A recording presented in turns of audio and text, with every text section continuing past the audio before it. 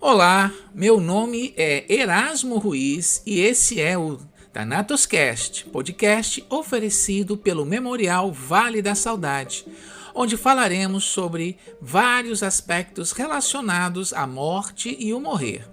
A maioria das pessoas reage frente a esse fato da vida com muito medo, se recusando a conversar sobre o assunto.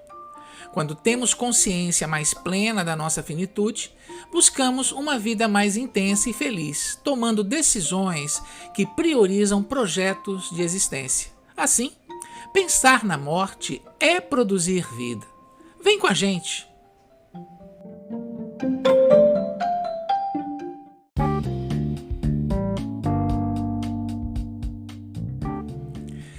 Thanatos Cast. Tudo o que você queria saber sobre a morte, mas não tinha coragem de perguntar. Talvez, em algum momento, quando você procurou por ajuda médica em algum hospital, ou passando por uma consulta de rotina, você pode ter sentido algo muito estranho no contato com esse profissional. Muitas pessoas se queixam que profissionais de medicina e também profissionais de enfermagem podem expressar frieza e distanciamento no contato que têm com os pacientes. Vamos lá.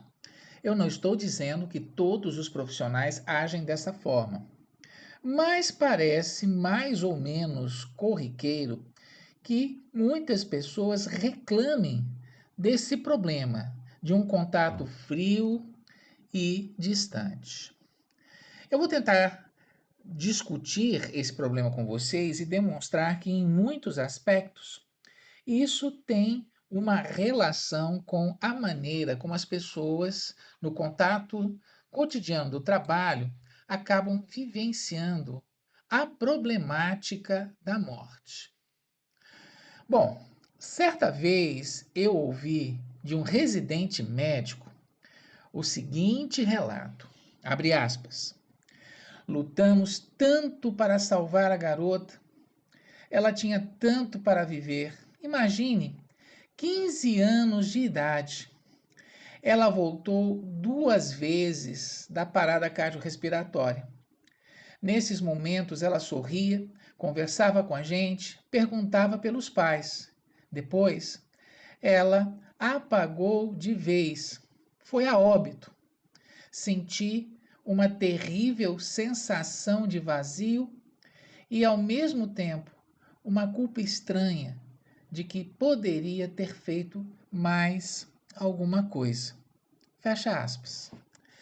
Situações como essas parecem se repetir constantemente na vida de profissionais de saúde, principalmente se forem médicos ou enfermeiras.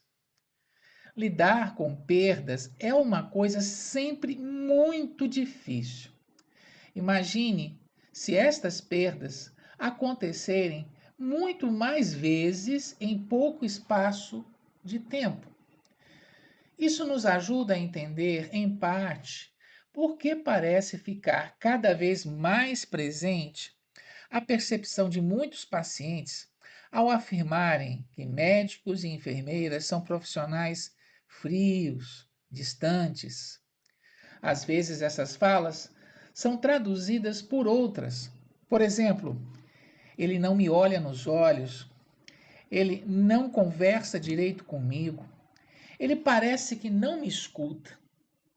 O que muitos não sabem é que essa aparente frieza esconderia muitas histórias trágicas de perda e dor. Sem suporte emocional adequado, a maioria dos profissionais acaba criando uma armadura de distanciamento. Afinal, para que as pessoas se vincularão a um outro ser humano se sabem que podem perder essa pessoa a qualquer momento? Daí que muitas vezes os relacionamentos correm o risco de se tornar objetais, distantes, principalmente nos espaços hospitalares onde a morte acontece com mais frequência. Então seria óbvio dizer que as alternativas existem e estão mais ou menos postas. O problema é percebê-las e colocá-las em prática. De uma forma bem resumida, como não se tornar frio e distante sem correr o risco de amplificar a dor e o sofrimento? Olha só, é só a gente parar para pensar um pouquinho. Será que não é difícil a gente lidar com perdas? Basta lembrar das perdas que nós já tivemos. Se nós pudéssemos escolher não viver essas perdas, ou seja, se nós pudéssemos proteger as pessoas que amamos de uma forma indefinida, nós faríamos isso. Entretanto, perder alguém implica em sofrimento. Assim, nos ambientes de trabalho, uma empatia radical faria com que o profissional se autodestruísse. Uma objetivação extrema interferiria no bom tônus do cuidar, além de ser um elemento definidor de maiores possibilidades de cura ou qualidade de vida no paciente. Assim, muitas pesquisas mostram recorrentemente que médicos mais atenciosos são fundamentais para uma boa adesão a tratamentos.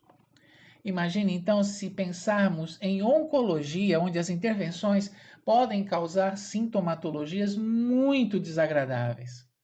Aqui, como em outros casos, uma boa adesão ao tratamento determina maiores possibilidades de cura ou maior sobrevida com qualidade. Até porque grande parte dos tratamentos em oncologia acabam sendo extremamente invasivos, o que produz muita dor e sofrimento. Uma maior atenção, maior calor humano por parte dos profissionais que lidam com esses pacientes são com certeza fatores motivadores para que as pessoas vivenciem a possibilidade de maior dor e sofrimento.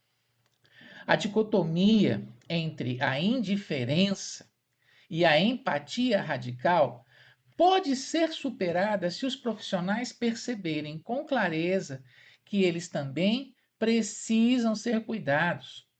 Boas condições de trabalho não implicam apenas em ambientes que sejam saudáveis, boas condições de repouso nos plantões, boas relações interpessoais. Significa também que meus problemas físicos e mentais não são propriedade do indivíduo apenas, mas devem sofrer processos de intervenção no trabalho, porque, em parte, o trabalho ajuda a construir isso que eu chamaria de problema individual. E junto a esses processos de intervenção, existe a necessidade de questionar a forma como elaboramos nossa própria mortalidade.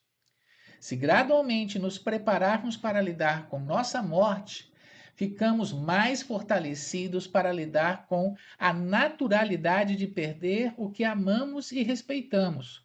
Até porque o risco da perda não está implicado apenas aos nossos pacientes, mas também a todo o universo de pessoas que amamos mais intensamente. Viver significa, entre tantas possibilidades, preparar-se cada vez mais para lidar com perdas e frustrações. Quando nos julgamos protegidos pelas muralhas do castelo, perdemos de vista o frescor dos rios, o ar puro do campo e o encanto sedutor da cidade que circunda estas muralhas. Os profissionais não podem se negar a construir vínculos com as pessoas que eles lidam no dia a dia. E esses vínculos têm que ser estabelecidos, mesmo que o risco de perdê-las seja parte desta relação. Até porque A perda, infelizmente, acontece todo o tempo, não só em relação aos pacientes, mas também nas nossas casas, nos nossos vínculos mais pessoais.